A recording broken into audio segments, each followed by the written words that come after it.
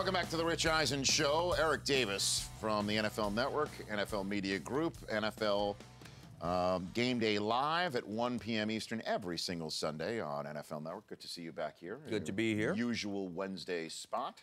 Fat Malvin. What do you make about the Kaepernick benching, sir? What do you make of that?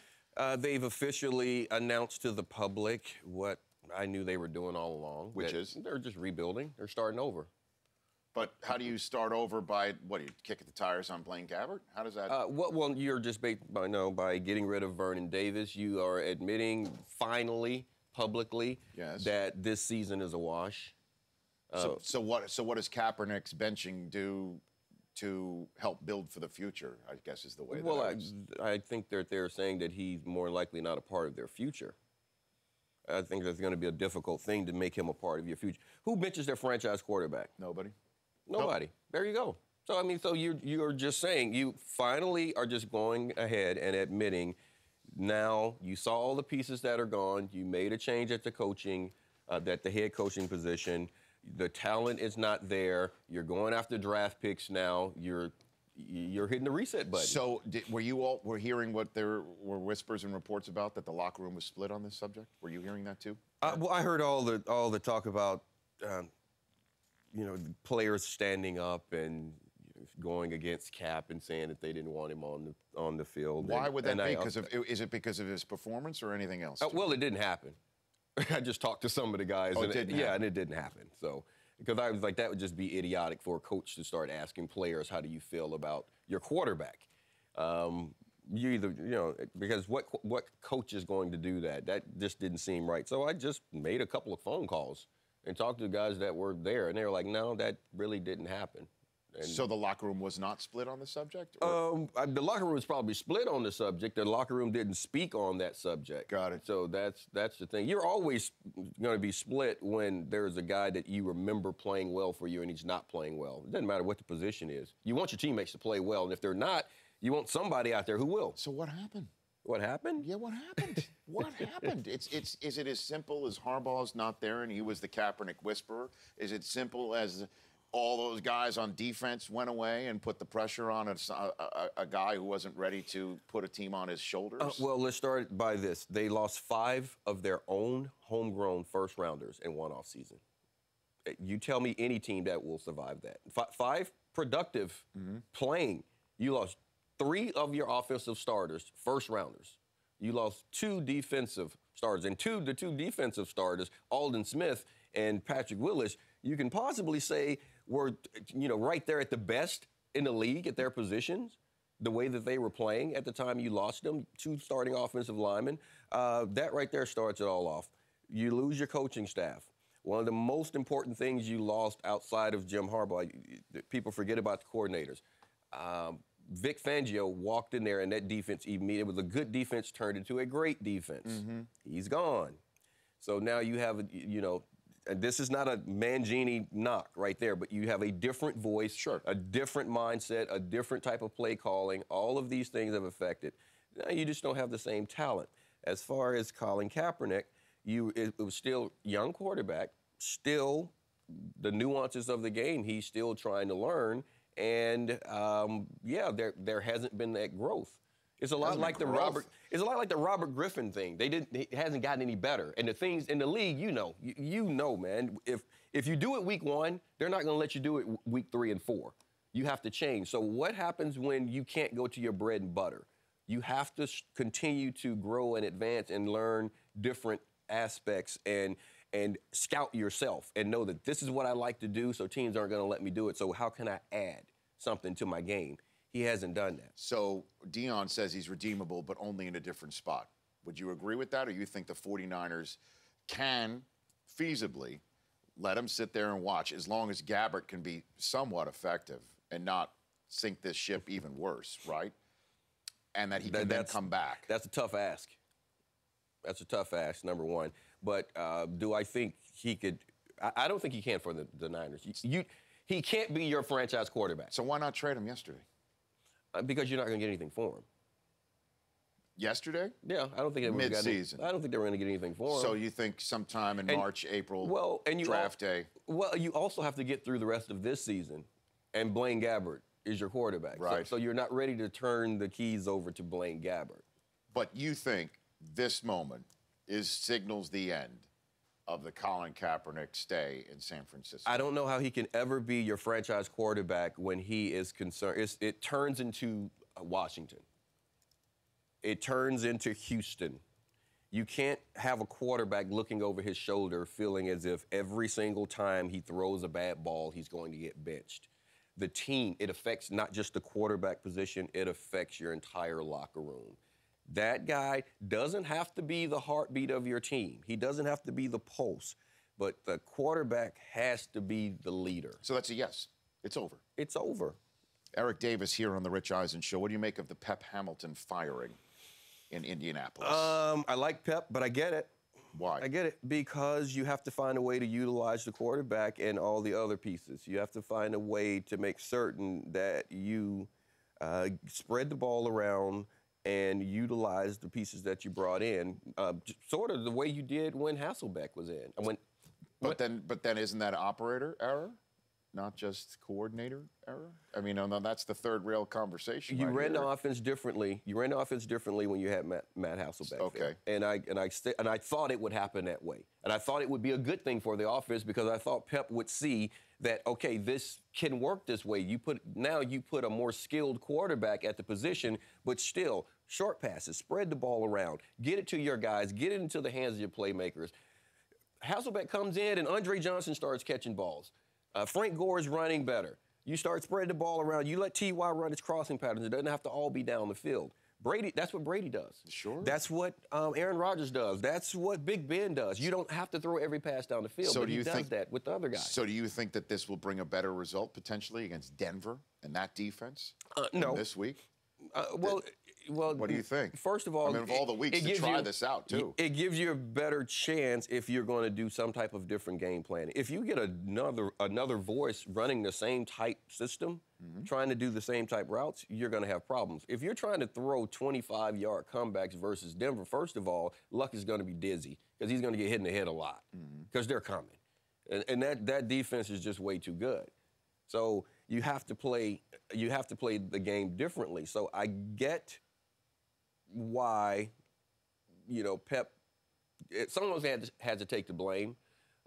You need to start with whoever, drafted a wide receiver when you needed offensive lineman. Well, that's the general manager that a lot of people are pointing the finger at right now more than anything, and Ryan Grigson. Who was part of what Jay Glazer says was an attempt to hide an injury. How often does that happen in the NFL? All the time. All the time. All the time. It happens all the time. That's what I was saying. What's with every team, everyone, I don't know. Again, that's one of those things. You want to know what happens behind the rope. I'm not going to tell you I'm hurt if I don't have to, especially if I know I'm going to play.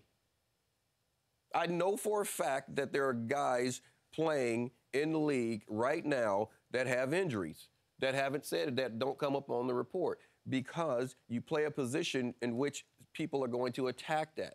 If you're a running back and you have a broken hand, and you know you're playing, should I tell you my hand is broken? Well, you have no. You have to say something, right? I don't have to say anything. To what? To your bosses, to your coaching staff, to your training staff. You can say that. I can say something to them. But teams are required to put this stuff out there. Well, they're required if yes and no. Yes and no. So you have an upper body extremity injury. Is your broken hand? If you have an injury that, and this is the way I viewed it as a player. If I had an injury that I know I was playing with, yes, but I knew that it could get attacked by a team. Yeah. Why? Because it's a competitive advantage for you not to tell that person. And that's what I'm saying. It's not it's not a competitive advantage. Sure I don't gain anything. But the you having to say it. There you go. It's not a competitive disadvantage. Yes. It's not a competitive. But that's why I'm saying, what's the difference between this and Deflategate? What is the difference? Because I'm not altering the game in any way. I'm going out and playing. I don't become superhuman by not telling you, but by not By not following the rules. By not following the rules. No. That's what you were doing if you were hiding this, Eric. No, I'm not. I'm not doing anything that's going to affect the outcome of the game. Well, that's what a lot of people said was happening with the football team. Because how could you know that was affecting the outcome of the game? Well, I'll be the first one to say it. I started just that a flat football doesn't miss tackles.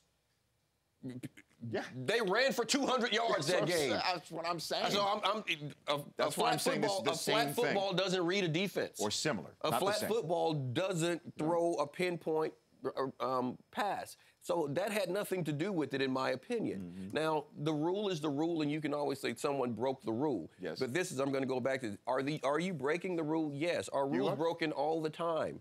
Yes. That's why I'm saying it's the same. It's a deflate game. It does it. I don't. It's a similar thing. Everybody does it with the football. You and I are like minds when it comes to that. I don't think it's that big a deal. It's just like this. Right. I know it happens all the time. What if Brady said he had broken ribs and they didn't report it? What? Forget it, right? We'd have to shut down as a national media. Everyone would be all upset. All over. All upset. Pitchforks, torches, Patriots cheating. Yeah, it's not that big a deal. It's a total double standard. Because it's not going to help him play any better, playing with broken ribs. Eric Davis is here on the Rich Eisen Show. Don't go anywhere. We're back with more with Eric Davis, the no defense game of the week. We'll discuss it. We each have 3 different ones, I believe. We do. Okay, very good. Where we think there are 3 games on the NFL schedule where fantasy points will be galore. Okay. And you will be the man to say yay or nay. Because you rejected Chris Law twice last week. That was fun, though. What about that New York Giants Saints game we were discussing, huh? Yeah. Oh, yeah, Duran, A View to a Kill. Not the best Bond movie, but it's definitely up there for Bond theme. This song is in a Bond movie, or the title of the song is the same? Both, sir. Christopher Walken. Oh, my gosh. Yeah, it's not the best. Yeah, are you a Bond guy, Eric? I'm a Bond guy. Yeah. Who's your Bond? Who is it? You know, I don't know if I'd go Roger Moore or the new guy. Daniel Craig is awesome. I like him a lot. I hear this is his last one. Yeah, I heard that as well. I heard this is his last one. Yeah. You know, which would be a shame. I think he's fantastic. Yeah, I think he's got a few more left in him. Sean Connery, you can't go wrong with Sean Connery. Yeah, I mean, can't. Oh, Pierce Brosnan, yeah. Pierce Brosnan too. Pierce was pretty good. Roger Moore, you know. Yeah. Have they announced who's next? Who? Who's going to be the next Bond? I don't think so.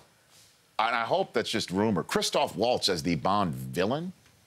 Christoph Waltz is any villain. It's going to be great. Speaking, I was watching Horrible Bosses 2 last night. Hilarious in that movie. He's amazing. So there's a single ladies. What do you make of this Packers-Panthers game? Chris Harris was quoted as saying about MMQB.com the way that they were able to hold Aaron Rodgers down is they said they were covering twice. Cover your guy for 2.5 seconds and then hold on for another 2.5 seconds. You got to stick longer. Now, the Panthers have somebody in Josh Norman who's as good as they come right now. What do you make of this matchup that's in week 9? It's another team that can give them trouble. The Packers. I'm on record saying that I thought Denver could give the Packers trouble. You look at the teams that have, with the really good offenses that they've had in the past few years, the teams that gave them trouble were teams that had the DBs that could match up, that could, you have to be able to pressure Aaron with your front 4, and you have to be able to tackle well, because you're going to get a lot of crossing routes, a lot of inside routes, and you have to be able to tackle and limit, you know, the yards after the catch. The Panthers can do that. So, in theory, it's the type club that can give that offense trouble. And it should be another low-scoring game. Yeah. So that's definitely not a no-defense game of the week. Right? I wouldn't think so. Okay, definitely not. So, Law, make note of that. We're giving you already a heads up from the commissioner. You can't choose the Panthers and Packers game. Oh, I got one locked and loaded. Okay. We all have three different games where you think that the fantasy points will be easy pickings. But I also was told no Colts-Panthers, and that game ended up being over 50 points. No, I don't know what you're talking about. I don't know what you're talking about by being over 50 points and why that's a significant. It was 16-7 with 8 minutes to go. A no-defense game of the week is Giants-Saints, for instance. There was no defense in that game at all. Who ended up picking that game? Not you. Not you. Don't even go my there. running back. I took that game. Jim Nance, our number 2. And Nostradamus. Eric Davis. We'll take some calls with Eric Davis at 844-204-RICH when we come back. There, you can't spell Nostradamus without no, by the way. Hour 2 coming up. Hour number 2 of the Rich Eisen Show on the air. Eric Davis still sitting to my right. Soon that seat will be occupied by Dave Bautista, the wrestling legend who is the new henchman in the new Bond film Spectre. In between the conversation I'm about to have with Eric and Dave, Jim Nantz will call into the bottom of the hour from Cincinnati, where tomorrow's Week 9 kickoff exclusively on NFL Network with Thursday Night Football will take place between Johnny Manziel and the Browns against the Cincinnati Bengals. And then Patrick Peterson, kind enough to call in on his bye week. That's still to come here on the Rich Eisen Show. How do you think Manziel's going to fare in that game, Eric? Any chance that he can use some of his magic? We all saw what Cincinnati did to him last year, but he says he's a different person, different times, different place. I'm sure he's a better player because he's been sitting and watching and learning, but he's going against a team that's just better right now. Cincinnati's a really good football team, and everyone keeps waiting for them to fall apart. Right. And I had to stop myself from doing that, saying, well, the old team and Andy would do this, and this is what would happen, and Lewis would get them to this point. These guys are solid. They're solid where you need to be solid. Offensive, defensive lines, yes. Skill positions, the guys are playing well. Manziel's going to have a hard time. So you think the Bengals have clearly taken a step forward from previous Marvin Lewis, Andy Dalton administrations? I do believe so. You don't need to see what happens in January to make that distinction. Well, I don't need to see what happens in January, but everything is determined by what happens in January. But Sure. This ball club is the type, it has been built to be successful in that type of scenario, and I believe that they will, get there and that they will have some success. It appears JPP is returning to practice. Our friend Ian Rappaport is reporting that today. The Giants going at Jameis Winston. It looks like JPP might be back this week. What do you expect? I mean, is there any way that you can expect anything? The question to me is whether or not he's in football shape. I mean, that's the thing. That's the first. It's not about grasping or anything like that? No, I don't. That has not really been a concern. I mean, he's still going to be able to get to the quarterback. He's still going to be able. Put him on the left side. Mm-hmm. Put him on the left side, and now he can do all his pulling, and he's going to rip with that right hand. He'll do all his pulling and grabbing with his left hand, and then he'll go hunt quarterbacks. And he was a player that you moved around anyway, so with stunts and things like that. So I personally don't think it's as big a deal as everyone else does. What do you do if you're Dallas and these quarterbacks are just clearly not getting the job done, and you're waiting for Tony Romo to get back, and there's no guarantee that when he gets back he's going to be Tony Romo because of the layoff that he's been on and the nature of his injury? What do you do if you're Dallas right now? With Philly coming in off of a bye week, Sunday Night Football. Keep waiting for Tony because there's no solution. They don't get better until you get Tony back, and hopefully he's the regular Tony Romo. But you don't get better until you get Tony and Dez back on the field. At least offensively you'll be able to score even without a running game. They've done that in the past. Well, I mean, McFadden looks Murray-like. I mean, that running game, the way he's been running with abandon. I like what he I'm runs seeing. hard. I've always liked him, and when healthy, you can get 100 yards out of him, but you just don't know how long it's going to last. So you think the Cowboys are going to go 2-6? You think Philly wins this game Sunday night? I think when we did that way back when we were talking about the what schedule. They were doing, yes. I think that's sort of what I.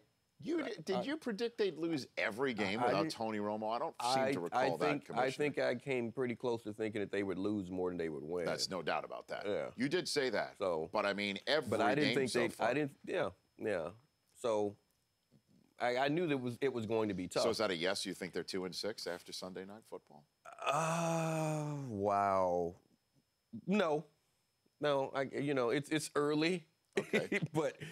But Philly hasn't done a whole lot to give you a bunch of confidence in them. The defense of Dallas, you're going to be able to get after quarterback. You know you're going to be able to put some pressure on them right there. So you never know what's going to happen in that aspect of it. So this is a winnable game for Dallas, definitely. You want to take a couple phone calls Let's before do it. we get to no defense? Jason in Michigan, you are first up here today on the Rich Eisen Show. What's up, Jason? Hey, what's up, Rich? Go Blue. Attaboy. Appreciate that. You're on with Eric Davis, too, Jason. AD, man, what's up? You've always been one of my favorites, actually, man. I'll take it. Thank you.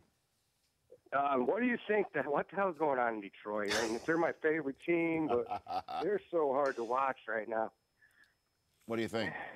What is because Stafford has clearly regressed. There's no two ways about it. Well, okay. Well, Stafford has regressed. Something else that no one really is pointing out is that Megatron is getting single coverage now, and a lot. Once upon a time, you could not single this guy up. So what's that all about? He's getting, well, maybe he's not the same guy as well. I don't know if there's injury. I don't know what's going on, but he is getting a lot of single coverage, and it's effective against him. That right there affects everything else. You don't have the defenses rolling over that guy, so a lot of other guys aren't open as well now. So that's a part of it. And defensively, you do miss Sue. You do miss Fairley. And they didn't think they were going to. They're not the same. They're not, those guys, even if they're not putting up big numbers elsewhere, within that defense, they were penetrating, they were getting into the backfield, disrupting a lot of things. You're missing, Levy, you're missing your linebacker. Mm-hmm. So all of these things are affecting what they're doing right now. I think, Jason, what do you think of that? I guess I can hear you. What do you think there, Yeah. Jason? Watching them, though, it feels like sometimes they go 25 plays without even targeting Megatron, which is insane to me. And watching him in the past, Their granted, I'm a run little game. biased because he's always been one of my favorite players. But the line's so bad that everybody up here is blaming Stafford. But you see Luck, and you even seen Rodgers, the best quarterback in football, other than Brady last week against Denver. If you pressure the quarterback, you all of a sudden pretty damn pedestrian. And that's kind of what I think. Stafford's getting too much of the blame because I remember Joey Harrington. No doubt. You can go on for days and days of the quarterbacks that they've had since I've been watching them. Steve Mariucci, by the way, thank you, Jason. I appreciate it. Steve Mariucci, it's his birthday today, right? Right, Law? I think he's 60. Is he 60? Mooch's birthday. Let me get the official I think age. it is Mooch's birthday. I think Mooch turns the big 6-0 today. Really? I think. Or Happy birthday, or he's Mooch. 80 because of how much Joey Harrington aged him. I think. November 4th, 1955. So he's 60 the years old. 6-0 today. Yeah. And Steve Mariucci, former Lions coach. And you know what? I don't like to make excuses at all. But if the Lions get the proper call at the end of that Monday Night Football game in Seattle, what a different season it is for them because they complete that drive, that big Stones drive on which Stafford, that may be the greatest drive he's ever had as a Detroit Lion quarterback. Megatron scores. Well, no, Megatron wouldn't score, but they'd be at the quarter-yard line. They'd be at the quarter-yard line. So this is the thing right now. They'd have Megatron, and maybe Megatron is not open, and they're like, why aren't they throwing to him? Right. Sometimes when they're not open, quarterbacks go to other reads. Sure. And if Megatron had not fumbled, True. he I don't fumbled. think that was a great play by Cam, though. That was a great. Yeah, you're right. The first second that he extended the ball to try and get across the goal line is when Cam batted it free. Great play. Not a bad play by Megatron. That was a great play by Cam. But what a different. They weren't going to win that game. And you were right. You're right. If they had completed that drive, it would have changed a lot of things. They would have won that game, and then who knows what confidence they would have had moving forward. Yes. If, such a big word for only two letters. That's what Joe Namath said to us once. That's the NFL. That's the NFL. You're right. There isn't that F. Just throwing that out there. If that was properly called, that was a big call right there. I want to ask you the poll question again before we get to No Defense. RichEisenShow.com. The poll question is, Chris Brockman, read it to him. College playoff, first one came out last night. Who's the biggest omission from this first poll? Is it Baylor? Is it Michigan State? Is it Notre Dame? Is it TCU? What do you think? Anybody 5 through 8 that didn't crack the top 4? Oh, wow. Who would you put in there? Probably TCU. TCU? Yeah, because they're consistently. I mean, year after year, they keep hanging around. They keep doing it. It's at some point. And they're 8, by the way. They're 8. Yeah. So at some point, you have to start saying, okay, these guys are actually playing at a level to where they can compete and stop holding who they play against them. What's the current results as they stand at RichEisenShow.com? It's tightening up a little bit. Michigan State 36%, Baylor 28%, TCU 27%. Now I know I'm going to come across like a homer by saying, but Michigan State really? Yeah, I mean, come on. I'm with you on that one. Michigan State has not. Michigan State. We all know they should have lost to Michigan. Thank you. Good teams find a way to win, though. They didn't find a way to win. It's a kicker. Stop. The kicker. We don't get me started on kickers. They fell into a win. fact I mean, that it was they a fell punter. into a win, Right. and if you're going to go by ranking what you see, which is what college football does, I saw them, basically given that game.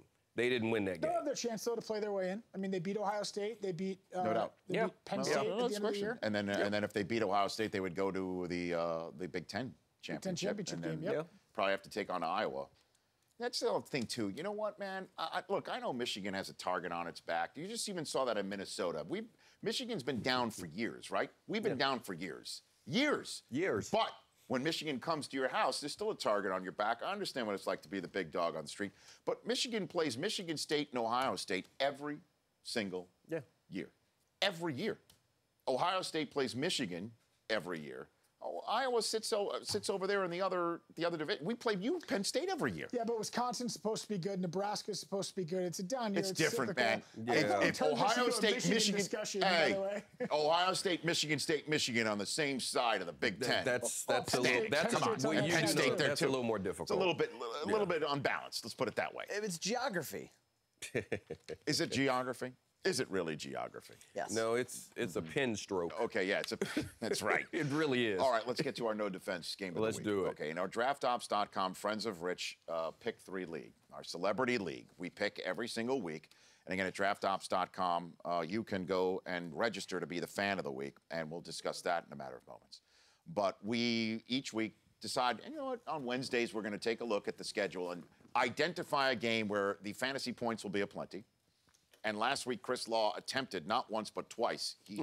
His first shot was Cincinnati-Pittsburgh. You rejected it. I did. And we then crowned you the new commissioner. You did. And gave him another shot at it. He comes back from a commercial break, and he says, how about Colts-Panthers? And we're like, how can that be no defense when the Panthers are one of the best teams in the league? Agreed. So you rejected that one. Yes. Then he went back to the drawing board and chose Giants and Saints. And then out of all the points of plenty, he identifies Mark Ingram as opposed to either quarterback or any wide receiver. And then goes on Twitter and says, see, I told you that was the no defense game of the week. So you should spank him down, Commissioner, just for that alone. It's pretty bad. That delusion that this man operates under as a human being on planet Earth. But that said. Nailed it. I new think you no, that's nailing it. Okay. So let's Rich turn just the nailed page. Here's Week 9's no defense games of the week. I'm not pleased with what we did on defense. Walk the ball. DraftOps.com's No Defense Games of the Week. Okie dokie, sponsored by DraftOps.com. Chris Brockman, you have the floor first. They were in the no defense game of the week last week. They're going to be in it again this week. The 4-4 Giants at the 3-4 Bucks. Now look, these teams like to give up points. Giants defense 24th in scoring D, giving up 26 a game. The Bucks not any better, 28th, giving up 28 points a game. The Giants are last in total defense, 427, giving up the most passing yards in the league, 315. On the other side, Tampa Bay, they give up the third most fantasy points to quarterback this year. So I'm going back-to-back 2 good games out of Eli Manning. Eli Manning. Commissioner, does that pass muster for you, sir? Accept it. Check mark from Commissioner Eric Davis. Okay, Law. It's now your turn. I, too, am returning to what the no defense game of the week was last year, and that was last week, the Saints and Giants. And I'm going to go Saints and Titans. Drew Brees coming off a 7-touchdown performance, record day for him. But I'm going to the other team. I'm going to the Titans. And I'm taking the rookie quarterback, Marcus Mariota, against Rob Ryan. Malarkey ball! Malarkey ball! Here's what opposing quarterbacks have done to the Saints defense. They've let up 3 300-yard passers in 3 touchdown games. They've let up a total of 5 300-yard passers. Eli Manning obviously was 6 touchdowns last week. They can't stop anyone. And Malarkey said he's going to do things differently this week, scheme-wise, to fit to Mariota's system. Because Malarkey, he thinks outside the box. We already knew that. Now, hold on a minute. Before this gets accepted. Wait a minute. Okay, hold on a minute. Taking Marcus freaking Mariota. We're not going to argue that. And I understand Drew Brees lit up the world, and I appreciate the music being cut for this moment, Mike Del Tufo. Nice instinct on your part right there. He likes that. Now, the Tennessee Titans. I understand Brees is red hot, and he's Drew Brees. Hall of Famer to be. What do the Titans rank in defense? 14th in scoring defense, 21st in rushing defense, fifth in overall defense. Fifth in overall defense. What against the Eric Pats? Davis, Commissioner Davis, do you reject, although there is some certain moxie, They've lost their choosing leader, Marcus their head coach. Mariota in a The pick leader? three competition? You cut the head and the body dies. You have right? already stated your case. It is now my in front of. It goodness. is now in front of the commissioner. This, Is it accepted or not, or rejected? you know what? I am actually going to accept it. Okay. I'm going to accept it. Okay. It's, you know, Okay. it's hard to argue defense when you're talking Saints. Okay. Yeah. Okay. Okay. Hit the music again. It's my turn now. I am going to go to the Steel City. Now, I understand that we saw last week Pittsburgh played very well against Andy Dalton. I understand that, but the Steelers are 20th in the NFL in yards per game allowed, 26th in the NFL in passing yards allowed. The Raiders defense, 26th in 385 yards per game. They've allowed 18 passes of 25 yards or more. That's tied for 7th in the NFL. Now here comes Big Ben trying to bounce back with Antonio Brown. You would think I would go in that direction. But I'm all in on the Raiders. And as Tom Hanks said, throw deep, baby. And I am deep in the standings, as you pointed out when you were sitting in the Draft Ops Conference. That you are. I am ranked 10th out of 14. And I know Snoop and Gardella is coming on tomorrow, and Manganello is sitting in 14th place. All of them, they're going to take all their Steelers this week. They think that the Steelers are going to bounce back at home against a hapless Raiders team, but these are different Raiders. These aren't the Raiders of the last few years. These Raiders are different, and I am going with Amari Cooper, wide receiver, who has more catches and receiving yards than every other first-round wide receiver combined. Amari Cooper is my no-defense pick of the week. Commissioner, your thoughts? Accept it. Okay, thank you, sir. Okay. Accept it. It's a clean sheet for us this week now. Nice. Yes. Well done. Excellent. And our DraftOps.com Friends of Rich League, as I mentioned, Billy Gardell will join us tomorrow on the phone. He's in second place overall. Man, he's the one closest to Grandma Gloria Glassman. You too can sign up for DraftOps.com Pick 3 within seconds. All you have to do is visit DraftOps.com. Simple to play and easy to win. Pick, watch, win. DraftOps.com. That's DraftOps.com.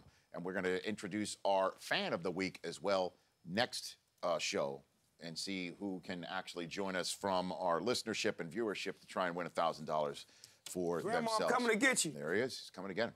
Thanks for coming in, Eric. This has been always fun to have you. Love being here. Thanks, man. Good to see you. That's Eric Davis right here on The Rich Eisen Show. The Rich Eisen Show, weekdays at noon Eastern. On Audience.